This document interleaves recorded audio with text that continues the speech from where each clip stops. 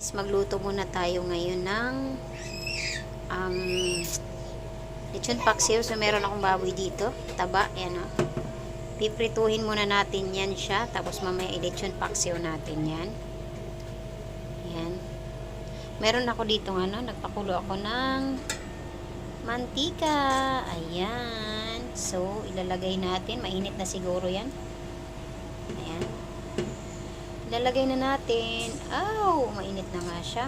Kanina pa yan siya. Ayan. Saka medyo may halo-halo yan siyang.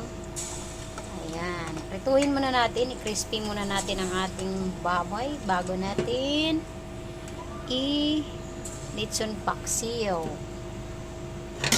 Ayan. Yan lang guys. Wait lang ha. Ayan. Tayo natin yung kumulo. Ayan na guys, kumulo-kulo na siya, mantika. Hintayin na nating ma-crispy yan. Ayan na guys, nag-golden na siya. Hintayin na natin siyang ma-crispy. Ayan. Ayan, tingnan nyo may buto-buto yan oh. Ayan, then ayan na, malambot na siya. Crispyhin lang natin siya.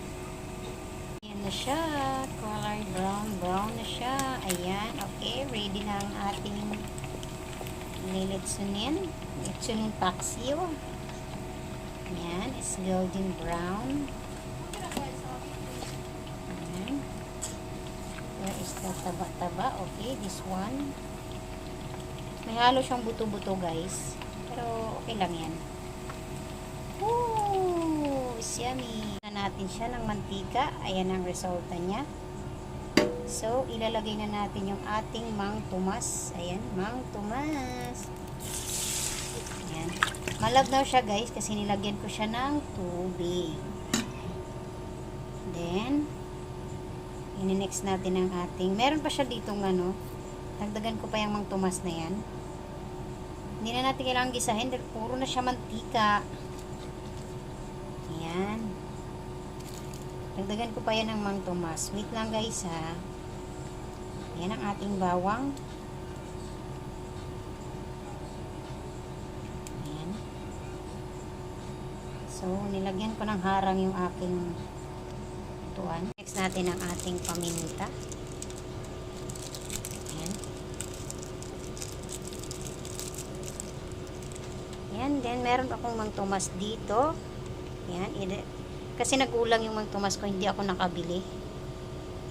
Nakalimutan ko nung nag-pure gold kami. So, ito ilalagay na natin. Wait lang. So, ayan, nalagay ko na yung Mang Tomas. Ayan, lagay na natin.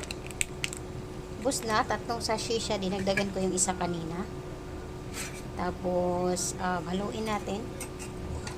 Then, kasunod nito, lagyan natin ng suka. Guys, kumulo na siya. Lagyan natin siya ng suka. This one is suka. Ayan. Ayan, suka. Then, lagyan natin siya ng konting asukal. Ayan, asukal. Konti lang. Then, lagyan natin siya ng tomato paste. Konti lang din. Para lumapot lang yung ating Depende naman yun sa pagluluto nyo guys. Kung anong gusto nyo lang gawin. Kanya-kanyang diskarte tayo sa buhay. Ayan. Haluin natin.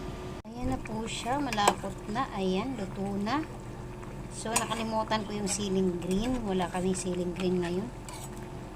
Hindi ako nakabili kahapon. Ayan. Ayan na. Malapot na ang ating